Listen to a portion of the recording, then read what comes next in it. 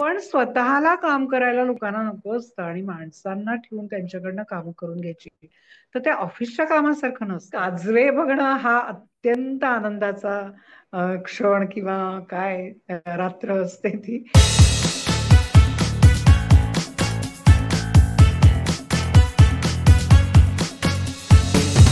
नमस्कार मंडळी. बुक टॉकच्या पुढील भागात तुमचे स्वागत आहे.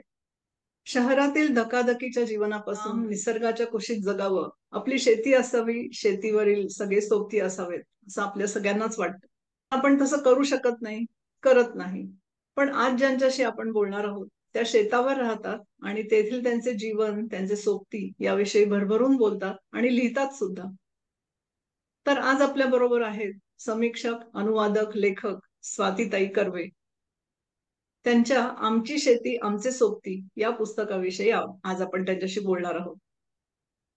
हे पुस्तक पाहता क्षणीच तुम्हाला आवडेल, कारण मुखपृष्ठावरील फोटो पुस्तकातील स्वातीताईंच्या अनुभव वर्णनाने ते तुम्हाला आणखीनच आवडेल. साध्या सुंदर भाषेत असलेलं हे पुस्तक त्यांच्या शेतातील जीवनाविषयी तर आहेच, परंतु तेथे त्यांना सोबत करणाऱ्यांविषयी सुद्धा आहे.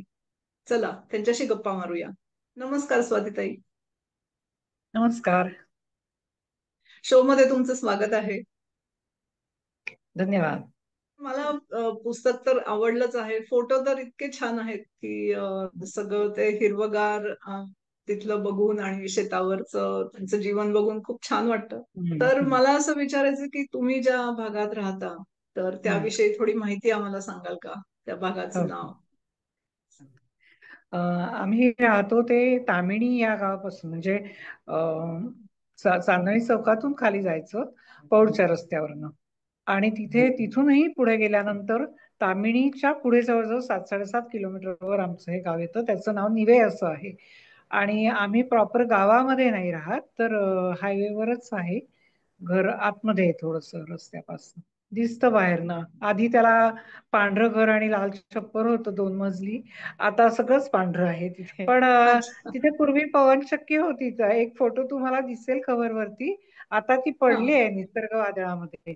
तर त्याचा फोटो काढण्यासाठी लोक गेट पासची खूप थांबायचे आमच्या इथे. घर आणि पवनचक्की त्याच्या बाजूची असं. अरे वा.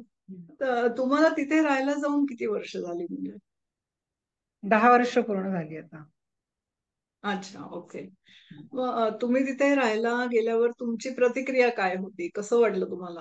वेगळं जीवन असेल ना तिथलं? हो, तेच असं अगदीच निर्जन होतं.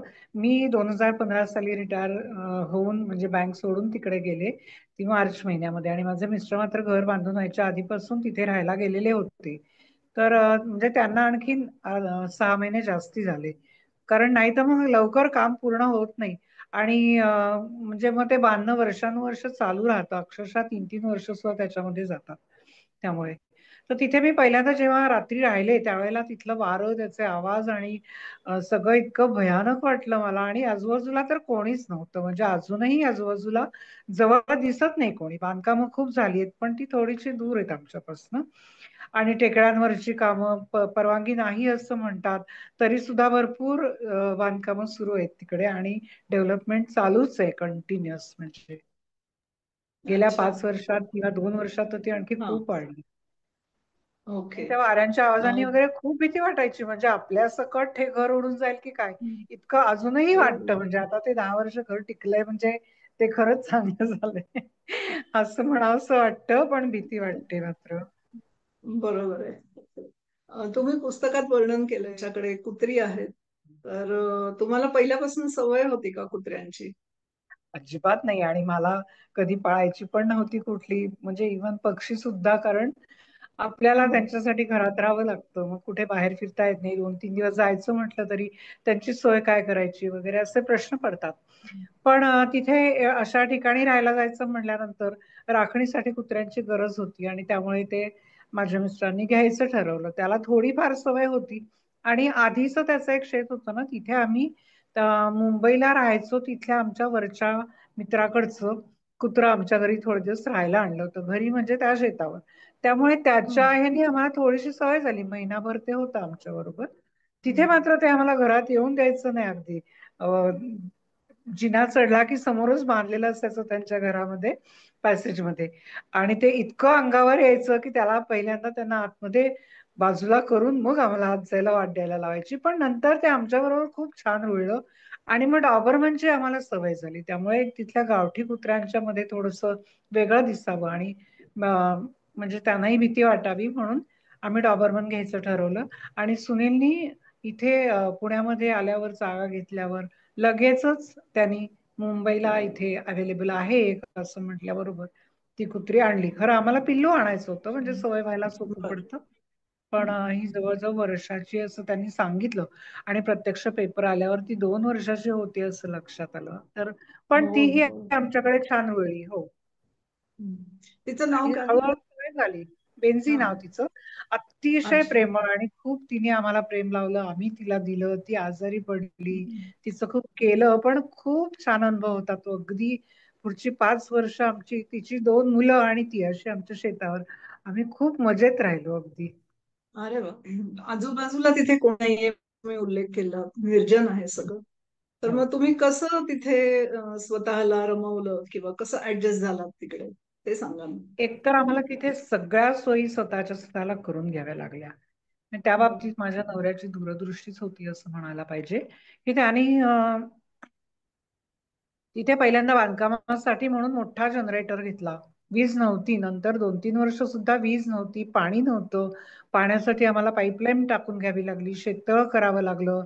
असं सगळं स्टेप बाय स्टेप होत गेलं. म्हणजे एकदम काही सगळं झालं नाही, पण त्यांनी तिथे गेल्यापासून त्याचे सगळ्याचे शोध घ्यायला, माहिती घ्यायला, माणसं शोधायला अशी सुरुवात केली होती. आणि मग ह्या सगळ्या सोयी आम्ही करून घेतल्या. आणि त्या जनरेटरचा आता सुद्धा आम्हाला खूप उपयोग होतो. कारण आत्ताच्या या हवेमध्ये अख्खा हा जून महिना बर. पाऊस आणि वारं याच्यामध्ये सतत वीज जाते. आणि आमच्याकडे फ्रीजमध्ये इतकं काय काय भरलेलं असतं. आता तर आमच्या गायी आहेत, त्याच्यामुळे त्यांचं दूधही ठेवलेलं असतं. तर आम्हाला फ्रीज बंद पडून चालत नाही. त्यामुळे मग तो जनरेटर आम्हाला खूप उपयोगी पडतो त्यावेळेला. बरोबर. किती गोष्टी बघायला लागतात नाही, स्वतंत्र हम्म. राहायचं, हो लांब हो राहायचं हो. म्हटल्यानंतर. आणि इन्व्हर्टर मग तो चेंज करणं, याच्या म्हणजे हम्म. एमएससीबीचं ह्याच्यावर त्याच्यावर त्याच्यावर सोलर आणि खूप ऍडजस्टमेंट त्याच्या सुद्धा आहेत करायला. म्हणजे त्या सगळ्या माहीत करून बरोबर. घ्यायला लागतात. बरोबर. श्री सुनील सरांबद्दल तुम्ही सांगा ना थोडस, म्हणजे त्यांना पहिल्यापासून आवड होती का शेतीची, आणि हो, कसं काय त्याला ठरवलं शेतीची त्यांनी? आवड असं नाही, पण त्याला पॉलिटेक्निक, इंजिनिअरिंग किंवा डॉक्टर असा कुठेच प्रवेश मिळणार नाही असं म्हटल्यानंतर त्याला सीए व्हायचं नव्हतं. तर त्यांनी घरामध्ये सगळेजण सीए होते. तो म्हणला मी काय आकडेमोड करत कुठेतरी नोकरी करायची, रात्रंदिवस काम करायचं त्याच्यासाठी, तारीख गाठण्यासाठी, हे रिटर्न्स भरण्यासाठी लोकांचे वगैरे, हे मी असलं काहीच करणार नाही. त्याच्यामध्ये नोकरी पण नको आणि धंदा पण नको. त्यामुळे मी शेतीत मला ऍडमिशन मिळेल आणि ती मी करतो. आणि मग त्यांनी ते ठरवलं आणि तो कायम त्याच्यातच राहिला. म्हणजे शेतीतल्या सगळ्या प्रकारची कामं, सगळे अनुभव त्यांनी घेतले. आणि मग ठरवलं की आता आपलं आपण काहीतरी करूया. पहिल्यांदा व्यावसायिक दृष्टीने करायचं होतं. पण मग जमीन शोधताना खूप वेळ गेला, एक एक मित्र गळत गेले. त्यांच्याकडनं पैसे सुद्धा थोडेफार त्यांनी देऊन ठेवले होते, की तुम्हाला कधीही समोर टोकन म्हणून द्यावं लागलं तर तुमच्या हातात पैसे असले पाहिजेत. पण मग ते सगळे आम्ही परत करून टाकले. आणि मग जेव्हा जमलं त्यावेळेला आम्हीच लहान 2 एकर आणि नंतर 2 एकर अशी 4 एकर जमीन घेतली. आणि मग तिथे स्वतःपुरती शेती करायला सुरुवात केली. वेगळी वाट त्यांनी निवडली नाही का? हो, आणि हे तर फार वेगळं आणि धाडसाचं काम आहे. म्हणजे नाहीतर नुसतं शेत घेतलं, कोणातरी मॅनेज करायला दिलं, हे पण करणारे खूप लोक आहेत. आणि हो. त्याच्यात त्यांना आनंद मिळतो. म्हणजे जे काही उत्पन्न ते लोक देतात आणि काम करतात तिथे, त्यामध्ये ते समाधानी पण असतात. आणि त्यांना मिळतं रेग्युलर काहीतरी निश्चित, एवढं खरं. हा. आता तुम्ही उल्लेख केलात बेंझीचा, बेंझीबद्दल तुम्ही सांगितलं, पण गायी सुद्धा तुमच्याकडे आहेत, ते सांगा ना त्याबद्दल. म्हशी त्या मानाने लवकर घेतल्या. लॉकडाऊनच्या वेळेला मला दूध मिळायला खूप प्रश्न पडायचा. कात्रजची डेअरी आम्हाला तिथे सगळ्यात जवळ माले या ठिकाणी आहे. साधारण 20-1 किलोमीटर तरी आहे. तर तिथे आम्हाला जायला लागायचं, रस्त्याने अडवायचे पहाटे पहाटे, गाडी आली आहे का, दूध मिळणार आहे का, हे आधी फोन करून विचारायचं, विचारता आलं तर. कारण दरवेळेला ते पण उठले पाहिजेत, गाडी आली असेल तर ते उठणार नाही, तर मग त्यांना माहित असेल नाही येणार आज असं कळलं असलं तर ते उठणार नाहीत, मग फोन घेणार नाहीत. अशा सगळ्या गडबडीत पहाटेपासून ते सुरू असायचं. मग जायचं 20-25 लिटर दूध घेऊन यायचं, त्यातलं काही टिकायचं काही नाही टिकायचं. या प्रकरणामध्ये कोणीतरी सुचवलं की तुम्ही म्हशी घ्या, तर त्याच्या मनात कधीपासून होतं. पण त्या म्हशी किती दिवस फळे ना, 2-3 वर्ष त्यामध्ये गेली. मग आम्हाला त्यांचे डॉक्टर म्हणाले की तुम्ही कशाला हे असं करत बसताय, तुम्ही तयार घ्यायलेली एखादी गाय वगैरे घ्या. आणि सुनीला गाईचंच दूध हवं होतं खरं म्हणजे, म्हशी नको होत्या त्याला. तर मग एक नंदिनी नावाची गाय आमच्याकडे आली आणि तिचं छोटस वासरू आणि ती, आणि मग दूध मिळायला आम्हाला सुरुवात झाली. लॉकडाऊनच्या नंतर झालं. अच्छा, ओके. वर जाऊन राहणं आणि तिथला अनुभव घेणं आणि त्याच्याबद्दल लिहिणं, हे वेगवेगळे प्रवास आहेत, वेगवेगळे टप्पे आहेत, नाही का? हो. तर या जीवनाबद्दल आणि तुमच्या तिथल्या राहणीमानाबद्दल लिहावं असं कधी तुम्ही ठरवलं? तसं एक म्हणजे थोडं थोडं मध्ये मध्ये मी एखाद दुसरा लेख लिहित होते, कुठेतरी मासिकांना पाठवत होते. पण हम्म. मला पहिल्यापासूनच असं वाटायचं की ह्याच्याबद्दल लोकांना आपल्याकडे सांगण्यासारखं काहीतरी आहे.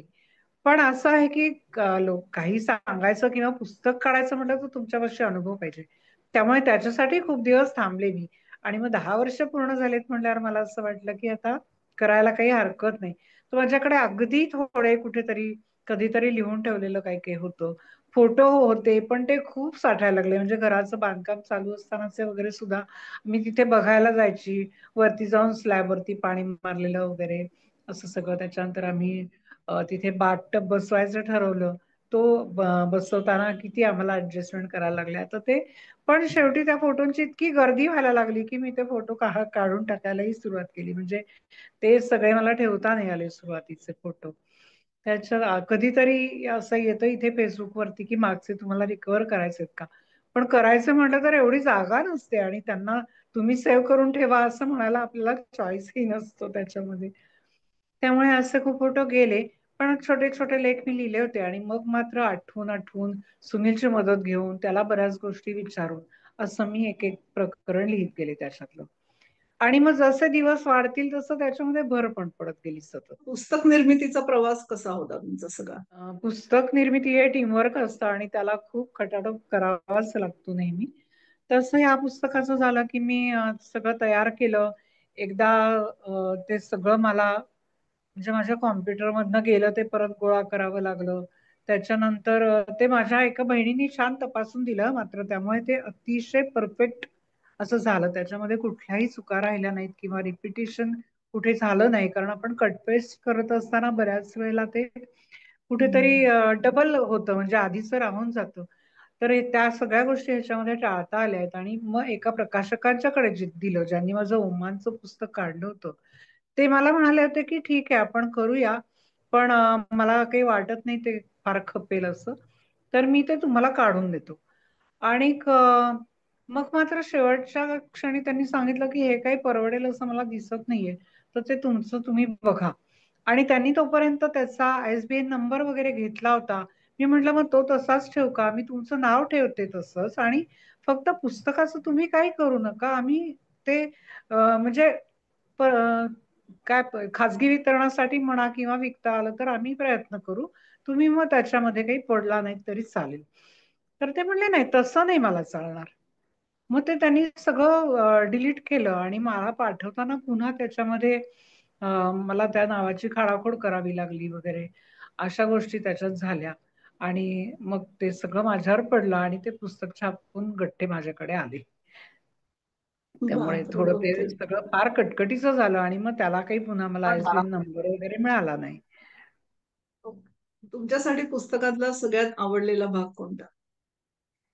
अं, आवडलेला सांगायचं तर तिथला परिसर आणि तिथे आम्ही जे काही पीक पाणी वगैरे घेतलं तर ते लिहायला मला खूप आवडलं. म्हणजे त्या मजा वाटली ते करताना. आणि ते तरी सगळं आमच्याकडे टिकलं नाही, त्यामुळे त्या अर्थाने ते तो थोडा वाईट पण अनुभव होता. पण म्हणजे ते लावण्याचे प्रयत्न करणं, उगवणं, पहिल्यांदा आलं त्याचे फोटो, असं ते सगळं खूप आनंददायी होतं. भरपूर सोनटक्का, भरपूर पपया, भोपळे, अशी काही काही जी पिकं आमच्याकडे आली. दुधी भोपळे, पहिल्या वर्षीचं तांदूळाचं पीक, असं सगळं. गहू सुद्धा पहिल्या वर्षी घेतला.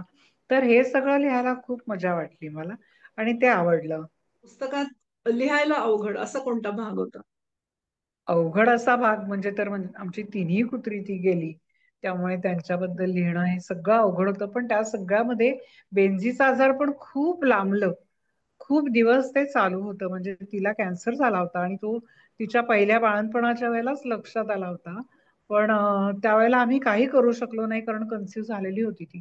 त्यामुळे ते तिला त्यावेळेला खूप सहन करावं लागलं आणि नंतर ती तात्पुरती बरी पण झाली. आणि पुन्हा ते सगळं जेव्हा 2-3 वर्षानंतर उद्भवलं, त्यावेळेला ते पूर्ण जवळजवळ 1.5 वर्ष चालू राहिलं आणि ते भयंकर त्रासदायक होतं आणि ते आठवून लिहिणं हे त्याच्यापेक्षा वाईट होतं म्हणजे. त्यामुळे ते लिहायला मला खूप जड गेलं. पण तो अनुभव लोकांना सांगण्यासारखा होता मात्र. हो, म्हणजे हो. किती करावं लागतं जर का आपण सांभाळतो, त्यांचं प्रेम पण किती लागतं आणि करावं किती लागतं, आणि ती गेली की आपल्याला त्याचा त्रास पण किती होतो. आम्हाला कुत्री पाळताना सगळ्यांनी सांगितलं होतं की बघा तुम्ही घेताय पण असं असं असतं त्याचं. पण म्हटलं आम्हाला पाळायला पाहिजेत, आणि उलट आम्हाला असं वाटायचं की त्यांचे आयुष्य 13-14 वर्षांची असतात वगैरे असं म्हणतात, 16 वर्ष पण कधी कधी.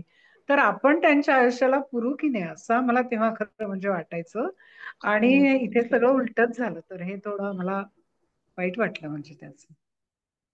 खरं आहे, किती अवघड आहे याबद्दल लिहिणं, नाही का, हा हो. अनुभव. बरोबर. हा लेख मी एकदा महाअनुभवच्या दिवाळी अंकाला दिला होता आणि त्यावेळेला तो लिहिताना खूप असं म्हणजे पुढे मागे झालं होतं, रॉ झाला होता. तर त्याच्या ज्या संपादक आहेत त्यांनी त्याच्यावर खूप संस्कार केले आणि तो लेख खूप चांगला करून घेतला. त्यांचे मला त्याबद्दल आभार मानले पाहिजेत. तर अरे वा. तोही एक छान अनुभव होता त्याच्यातला म्हणजे. हम्म. काजवे दिसण्याबद्दल आणि त्यांचे फोटो काढण्याबद्दल तुम्ही लिहिलं आहे पुस्तकात. तर ते हा. तुम्ही तुमच्याच शब्दात सांगा. काजवे बघणं हा अत्यंत आनंदाचा क्षण किंवा काय रात्र असते ती सांगायला लागेल. आणि आम्ही गेलो तेव्हा आम्हाला पहिल्यांदा अशी काही कल्पना नव्हती की इथे काजवे बिजवे दिसतील, आणि तेवढं तेव्हा त्याचं फॅडही नव्हतं. म्हणजे मी माझ्या एका बहिणीच्या फार्मवर गेले असताना त्यांच्या खोलीच्या आतमध्ये, त्यांच्याकडे लाईट नव्हते त्यावेळेला, तर तिथे असा एकच काजवा, म्हणजे मी तर रातकिडाच म्हणत होते, तो चमकताना मला दिसत होता तिथे. आणि हे काय आहे असं मला वाटलं. आणि मग मात्र हळूहळू काजवे महोत्सव वगैरे असं कुठे कुठे सुरू झाले आणि मग ते आम्हाला लक्षात आलं. आणि आम्ही आमच्या कुत्र्यांना घेऊन रात्री त्यांची जेवण झाली की आम्ही जेवायचो आणि मग एकदा त्यांना परत फिरवून आणायचं, म्हणजे मग बराच वेळ ते उठत नाहीत. तसं त्यांना सुनील घेऊन गेला आणि आमच्या शेततळ्याच्या आणि ओढ्याकडे, म्हणजे एक रस्ता जातो उजवीकडचा शेततळ्याकडे आणि एक ओढ्याकडे. तर असा तो एक छोटासा चौक असल्यासारखं आहे. तर तिथून पुढे गेला तो आणि त्याला अचानक डावीकडे काहीतरी खूप चमकताना दिसलं. म्हणून तो मला हाक मारायला आला की अगं खाली ये लवकर बघायला, काहीतरी इथे म्हणजे काजवे बिजवे दिसत आहेत बहुतेक. म्हणून मी पण गेले, बघितलं. ते तसं बरंच लांब होतं. मग ते पुढे जाऊन त्यांनी पाहिलं त्याच ठिकाणून बघितलं. पुन्हा मागे आलो आणि त्या थोड्याशा ओढ्याच्या रस्त्याला खाली गेलो आणि बघितलं तर लांबवर ते एक झाड होतं आणि ते सिंक्रोनाइज होऊन काजवे इतके सुंदर चमकत होते. अगदी संपूर्ण झाड भरलेलं होतं काजव्यांनी. म्हणजे तर खूप छान अनुभव होता. पण तसे आम्हाला परत दिसले नाहीत काजवे. त्यानंतर मात्र आमच्या गॅलरीतनं वगैरे आम्ही बघत पहिल्या मजल्यावर बघितलं तर असं दिसायचं की काही काही झाडांवर काजवे आहेत. म्हणजे आता ती झाडं कसली आहेत हे खरं म्हणजे बघून शोधून आपण ती लावायला पाहिजे जास्त, की त्याच्यावर काजवे येतील. हम्म. आणि मग ते खालून वर पसारा झाडांचा पसरलेला, त्याच्यामध्ये ते काजव्यांचे बुट्टे आणि असे झाडांचे बुट्टे, असं ते पंख्यासारखं लांबवर पसरलेलं असं एक विलक्षण दृश्य दिसायचं ना. वा. आणि दुसरी गोष्ट म्हणजे आणखी आमच्या वरच्या मजल्यावरच्या तिथे सगळ्या बाजूंनी छोटी गॅलरी केली आम्ही, म्हणजे अरुंद आहे पण चारी दिशांनी आहे. तिथून खाली बघितल्यानंतर दरीमध्ये थोडे काजवे दिसतात. पण ह्या वर्षी मात्र आम्हाला काजवे दिसले नाहीत, कारण ते पावसाच्या आधी 15 दिवस दिसतात असं म्हणतात आणि यावेळेला पाऊस केव्हाच सुरू झाला. म्हणजे तो पडेल ह्याची नांदी काही नव्हती. आणि कधीतरी थांबेल, मग पुन्हा खरोखरचा पाऊस सुरू होईल, मान्सून. तर असं काही झालं नाही, त्यामुळे ह्याला काजवे मात्र अजिबात दिसले नाही. किती हवामानावर किती अवलंबून असतं सगळंच हा, पर्यावरण आणि म्हणजे. त्यामुळे आम्ही आमच्या हा. मित्रमंडळींना किंवा नातेवाईकांना काजवे या म्हणून हमखास 2 वर्ष बोलावलं होतं. तसं मात्र आता वाटतं की अरे, आपण बोलावलं आणि त्यांना दिसलं नाही तर त्यांना काय वाटेल. तर ते दिसत नाहीत, आणि ते फोटोत पकडणं मात्र फार अवघड असतं. डॉल्फिनचे फोटो आणि काजव्यांचे फोटो हे तुम्हाला मिळत नाहीत कधी. म्हणजे ते आता काढले तर ते आर्टिफिशियल इंटेलिजन्स वापरून वगैरे त्यात काहीतरी केलेलं असतं, असं तुम्ही अगदी नक्की समजा. आहे, खूपच छान तुम्ही काजव्यांबद्दल सांगितलं. आणि आता काजव्यांचे फोटो बघताना मी पण लक्षात देईन की AI आहे का खरे काजवे आहेत. हो, हो. तर तुमच्या शेतावर कोणती कोणती पिकं घेतली जातात ते सांगा ना. आमच्या शेतावर आम्ही सगळं लावायचा खूप प्रयत्न केला, पण आमचं घर थोडंसं म्हणजे जागा अशी उंचावर जाणारी आहे आणि प्रचंड वारा आहे, त्यामुळे तिथे चिलिंग फॅक्टर असा निर्माण होतो. आणि पावसाचं पाणी जे आपटतं झाडांवर, ते त्याचं बर्फात रूपांतर होतं जवळजवळ, आणि त्यामुळे झाडं जळतात. तर अशी आम्ही त्या गव्हर्नमेंटच्या स्कीम मध्ये असलेली 100-100 नारळाची आणि आंब्याची झाडं लावली होती. आणि ती सगळीच्या सगळी गेली. म्हणजे पहिले 3 वर्ष आम्ही ती रिप्लेस करत गेलो, आणि नंतर मात्र आम्ही तो नाद सोडला, कारण तो नुसता खर्च होता, बाकी त्याच्यातनं काहीच निघत नव्हतं. एकच कुठला तरी गावठी आंबा, असं त्याला 4-5 कैऱ्या लागल्या होत्या इतपत ते राहिलं होतं, 5 एक वर्षाचं झाड. आणि शेवटी त्याचा एक आंबा पाडाला आलेला आम्हाला खायला मिळाला. बाकी काहीही त्या आंब्याच्या झाडांमधनं आम्हाला मिळालं नाही. अरे बापरे. आणि हा. तुम्हाला म्हटलं तसं तांदूळ गहू पहिल्या वर्षी घेतले, पण ते खूप खर्चिक काम होतं, कारण ते तिथले काम करणारी जी माणसं असतात ती सगळी स्वतःच्या म्हणजे एक 15 माणसं तरी असतात, आणि आपापल्या शेतांवरती कामं करत करत त्यांची रात्री मटणाची आणि दारूची पार्टी होते, आणि मग त्याच्यानंतर शेवटी ते आपल्याकडे येतात. त्यामुळे तोपर्यंत आपल्या तांदूळाची वाट लागते. म्हणजे कधी कधी ते पडून जातं, पाण्यात पडतं. तिथे इंद्रायणी लावतात, याचं कारणच असं आहे की हा. पाणी खूप साठतं, त्याच्यावरती तो बर. राहतो जरा उंच ओके. वाढून. म्हणून तिथे ही हम्म. जात लावली जाते.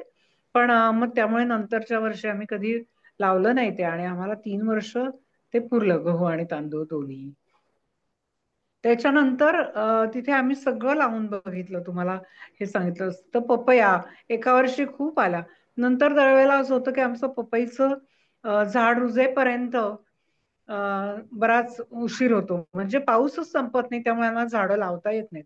आणि लावल्यानंतर मग पुन्हा वाढून ती येईपर्यंत उन्हाळा संपतो, आणि पाऊस आला की ते झाडच सगळं कुजत जातं, आणि पपया ते बदाबदा खाली पडतात न पिकलेल्या, हे तयार अवस्थेत नसतात. कलिंगड मात्र भरपूर मिळाली, यावर्षी सुद्धा मिळाली. लॉकडाऊनच्या वेळेला आम्हाला भोपळे, कलिंगड, दुधी भोपळे असं सगळं भरपूर प्रमाणात, म्हणजे भाजी आम्हाला सगळी घरची मिळाली. हा. पालेभाज्या बर. येतात लावल्या तर, पाणी साठलं तर त्या कुजून जातात, त्यामुळे तेवढ्या मिळत नाहीत. आणि थोडं थोडं लावावं असं मी नेहमी यांना सांगते, तर ते म्हणतात की थोडं लावून काही होत नाही, कारण सगळं उगवेल याची खात्री नसते, त्यामुळे हो. आम्हाला जरा जास्ती लावावं लागतं. मग ते एकतर वाया जातं, किंवा मग पुण्यात आलो कोणाला दिलं मित्रमंडळींना, तर असं होतं. तिथेही सगळ्यांकडे एका वेळेला एक भाजी निघत असते, म्हणजे वांगी आली तर सगळीकडे वांगी, काकड्या आला तर सगळीकडे काकड्या, त्यामुळे तिथे कोणी विकत घ्यायला नसतं ते. अशा गोष्टी होत राहतात. त्याच्यानंतर माझ्या नवऱ्याला तिथे स्ट्रॉबेरी लावून बघायची इच्छा होती. माझ्या मैत्रिणींनी रास्पबेरी किंवा तुती म्हणतात त्याची झाडं आम्हाला दिली होती, म्हणजे त्याच्या फांद्या तिला कायम कापाव्या लागतात. पुण्यात घर आहे तिचं, आणि मस्त तुती येतात तिच्याकडे. मी पण तिच्या घरी जाऊन तोडून भरपूर खाल्लेत.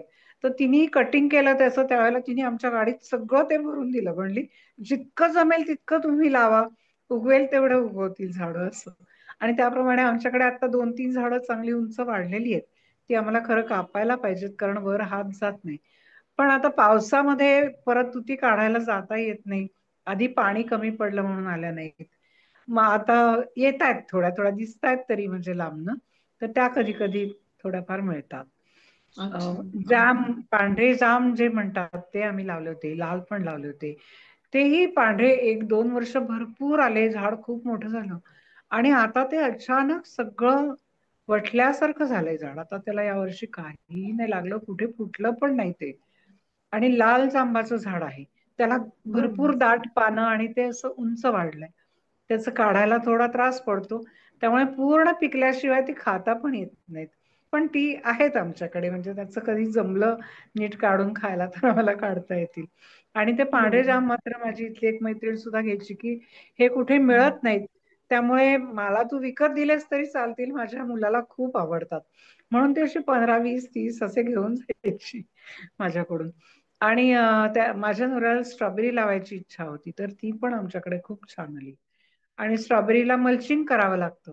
तर ती दरवर्षी आम्ही लावतो. काही दिवस आम्हाला ती मिळते. मिळते तेव्हा भरपूर मिळते. ती पण अशीच आणून वाटतो, थोडी विकतो. मध्यंतरी तिथे बाहेर बसून विकायचा प्रयत्न केला. ती महाग पडते मात्र लोकांना आमच्याकडची स्ट्रॉबेरी. पहिल्यांदा ते म्हणायचे की अशी कशी तुम्ही विकता? म्हटलं ठीक आहे, नका घेऊ तुम्ही. माणगाव मध्ये मिळतात तर माणगावला घ्या. पुण्यात मिळतात गाड्यांवर कुठे कुठे, तिथून घ्या. आणि मग मात्र लोक आम्हाला सांगायला लागले की पाचगणी आणि महाबळेश्वर पेक्षा सुद्धा तुमची स्ट्रॉबेरी खूप गोड आहे बरं का. आणि मग येऊन घ्यायला लागले. आणि दुसरं म्हणजे दोन्हीकडे 50-50 किलोमीटर मध्ये कुठेच ती मिळत नाही. हो हो. त्यामुळे ते लोकांना आवडायला लागलं. आणि बरोबर. आता मात्र इतक्या गायी आणि मध्ये म्हशी पण होत्या त्याच्यामध्ये. आमच्याकडे एकच माणूस कामाला यायचा, त्याला ते सगळं जमत नाही. मग त्याच्याकडे जर स्ट्रॉबेरीकडे दुर्लक्ष झालं तर मग कधी त्याला पाणी कमी म्हणून वाळवी लागते. आणि नंतर पाऊस थोडा जरी सुरू झाला तरी आम्ही जाऊ शकत नाही, कारण त्याच्या मल्चिंग खाली साप वगैरे असतात. त्यामुळे तिथे जायला भीती असते तशी. एकट्या दुकट्याने तर जाणं शक्यच नसतं. पण मग काठी घेऊन आपटत असं कधीतरी गेलं तर तोवर त्या स्ट्रॉबेरी पण खराब होत जातात. त्यामुळे पण दरवर्षी आम्हाला स्ट्रॉबेरी, आम्हाला तर भरपूर खायला मिळतात.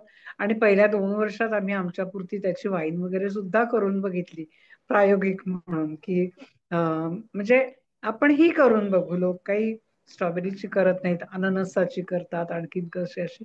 आणि मग त्याचे व्हिडिओ पण याच्यावरती खूप दिसायला लागले की करून बघायचे तुम्हाला तर कशा पद्धतीने करता येईल. माझी एक मैत्रीण घरी वाईन करायची अतिशय सिस्टमॅटिकली. त्या द्राक्षाची नेहमी करतात. मग आमच्याकडे स्ट्रॉबेरी आल्यावर त्यांनी पण स्ट्रॉबेरीची करून पाहिली. तर हे एक खूप किती छान छान. अनुभव. हो. तुमच्या स्ट्रॉबेरीची चव तुम्ही मला दिलेली आहे. तुम्ही मला केवढ्या स्ट्रॉबेरीज दिल्या होत्या आपण भेटलो होतो तेव्हा पहिल्यांदा पुण्यामध्ये. हो, तुम्ही त्यामुळे माझ्या एकदाच आला लक्षात होतात आहे. पण घरी त्याच्या नंतर नाही तुम्ही कधी आलात. बरोबर. हे पुस्तक वाचल्यानंतर प्रत्यक्ष तुमच्याकडनं ऐकायला आणखीन मजा येते त्याच्याबद्दल, तुमच्या या शेताबद्दल. स्वातीताई, हे पुस्तक कुठे उपलब्ध आहे, म्हणजे तसं आपण आपल्या श्रोत्यांना सांगूया.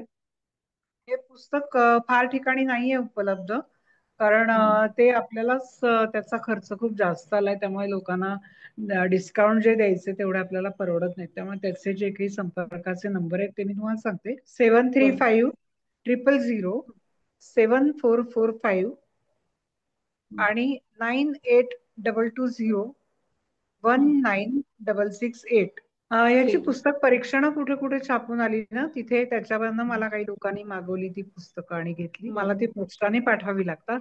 काही बरं. प्रदर्शनांमध्ये, म्हणजे ही गृहोपयोगी हं. वगैरे प्रदर्शनं असतात ना, काशीकर एक्झिबिशन म्हणून एस्पेशली आहे, त्यांच्याकडे ही पुस्तकं असतात विकायला. माझी आणि इतरही काही पुस्तकं त्यांच्याकडे विकायला असतात. ते माझ्या एका मित्राचं नको मारू हाक नावाचं पुस्तक आहे, किंवा इतरही काही पुस्तकं त्यांच्या इथे विकायला ते ठेवतात.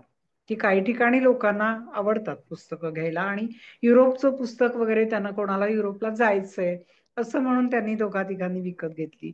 एकाने शेतीची, आता मी अशीच विकत घेतली रिटायरमेंट नंतर आणि मला तिथे काहीतरी करायचंय, तर त्यामुळे मला तुमचं पुस्तक हवंय असं म्हणून घेतली. माझ्या एका मित्राने वा. पुस्तक वाचून ठरवलं की आपण आता शेती नक्की विकत घ्यायची नाही, असं मी ठरवून टाकलं. माझा वा. नवरा पण, सुनील पण, म्हणजे सगळ्यांना आवर्जून सांगतो, कोणी म्हटलं ना तुमच्या जवळपास आम्हाला एखादी जमीन असेल तर बघा, आम्हाला घ्यायची.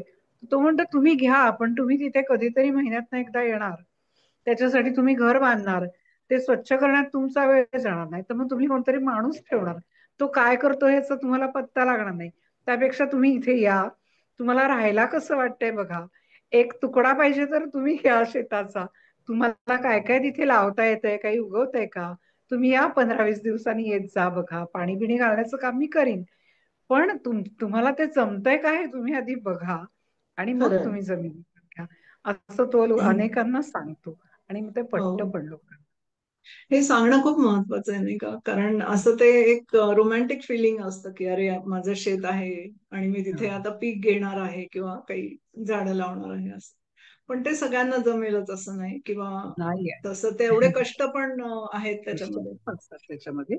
आणि दुसरं म्हणजे ह्या सगळ्या गोष्टी करायला पण यायला लागतात. म्हणजे मी जसं म्हणते तसं की आजकाल हुशारी सगळ्यांच्याकडे असते, अनेक गोष्टी सगळ्यांना येत असतात, माहीत असतात. म्हणजे इलेक्ट्रिकचं काम म्हणा किंवा दूध कसं साठवायचं किंवा कॉम्प्युटरवरनं कसं कंट्रोल करायचं अशा. पण स्वतःला काम करायला लोकांना नको असतं आणि माणसांना ठेवून त्यांच्याकडनं कामं करून घ्यायची. तर त्या ऑफिसच्या कामासारखं नसतं. त्यामुळे ते खरंच खूप कठीण जातं आणि म्हणून लोक करत नाहीत ते. बरोबर आहे. हे तुम्ही खूप महत्वाचं सांगितलं की ते ऑफिसच्या कामासारखं नसतं. सगळी जबाबदारी त्या माणसावर असते शेती करणारी. त्यामुळे ते मला वाटतं बिकट आहे ही वाट, नाही का? खरंच आहे. वा, तुम्ही खूप छान माहिती सांगितली आणि मला पुन्हा एकदा पुस्तक वाचण्याचा अनुभव घेता त्याबद्दल धन्यवाद. थँक्यू. सध्या कोणत्या पुस्तकाचं लेखन चालू आहे? नवीन कोणतं येत आहे पुस्तक? 2 पुस्तकांचं काम चालू आहे, येईल केव्हा मला माहित नाही. पण एक शास्त्रज्ञ डॉक्टर कृक क्षीरसागर म्हणून आहेत, त्यांच्यावरती साधारण चरित्रात्मक पुस्तक आहे ते. म्हणजे त्यांनी ज्या पद्धतीने इतरांची चरित्र लिहिली आहेत ना, त्याच पद्धतीने ते मी पण करायला घेतलंय आणि त्याचंही काम बरचसं झालंय. विवेक साप्ताहिक जे आहे ते लोक म्हणतात की ते वैज्ञानिकांची वगैरे पुस्तकं छापू शकतात, पण अजून त्यांचं हम्म. पुढे काही आलेलं नाहीये. माझ्याकडे ते प्रिंटआउट सगळे काढून तयार आहेत त्याचे. आणि दुसरं एक आहे ते सुधीर मुगांच्यावर अभ्यास करायचं असं पुस्तक आहे, पण त्यालाही टार्गेट ग्रुप कुठला ठेवावा, म्हणजे त्याचं लेखन मी दोनदा तीनदा सुद्धा खरं म्हणजे करून झालंय. पण असं वाटतं की ते चिकित्सक असं म्हटलं तर ज्या पद्धतीने तुम्हाला करायला पाहिजे ते फक्त अभ्यासू लोकांनाच घेता येईल किंवा तेवढेच लोक वाचतील, बाकीच्यांना त्याचा उपयोग नाही. आणि ललित पद्धतीने काढायचं म्हटलं तर मग आपण नक्की त्याच्यामध्ये वेगळं काही देऊ शकतोय का, हाही एक प्रश्न येतो. कारण आस्वादक समीक्षा ही मी त्यांच्या अनेक कार्यक्रमांवर सुद्धा पेपरमध्ये खूप लिहिली आहे खरं म्हणजे. आणि तसं इतर कोणी त्यांच्यावरती फार लिहिलेलं नाहीये कार्यक्रमांवर किंवा गद्य लेखनावर पद्य लेखनावर. जसं लोकप्रिय कवी म्हणून शांता शेळके आणि गदी माडगुळकरांच्या गीतांवर पण फार लिहिलं गेलं नाहीये, तसंच यांचं पण झालेलं आहे. त्यामुळे ते लिहिण्याची मला खूप इच्छा आहे आणि मी ते बर. करतेय सातत्याने. मला वंदना बोकील कुलकर्णी या गाईड पण करतायत. पण त्याच्यामुळे हेच आम्हाला ठरवता येत नाहीये की टार्गेट ग्रुप कुठला ठेवायचा आणि मग कोण ते पुस्तक छापायला तयार होईल, कोण घ्यायला तयार होईल, का अभ्यास करायचा आपल्यापुरता आणि नुसता ठेवायचा, असंही आहे. बरोबर. खरं. त्यामुळे त्याचं भवितव्य काही माहित नाही. या दोन्ही पुस्तकांसाठी तुम्हाला खूप शुभेच्छा. लवकरच त्याबद्दलही आपण बोलूच या. नक्की झाले तर आपण. चालेल, धन्यवाद. तर मंडळी, आमची शेती आमचे सोबती हे स्वातीताईंनी लिहिलेलं पुस्तक नक्की वाचा. ते कुठे उपलब्ध आहे त्याचे फोन नंबर स्वातीताईंनी सांगितलेच आहेत आणि शिवाय मी सुद्धा इथे देते आहे. तर जरूर संपर्क साधा, पुस्तक घ्या, वाचा. आम्हाला कळवा तुम्हाला कसं वाटलं ते. लेखकांबरोबर आपण त्यांच्या पुस्तकाविषयी मारत असलेल्या गप्पांसाठी बघत राहा बुक टॉक. भेटूया पुढील भागात. नमस्कार.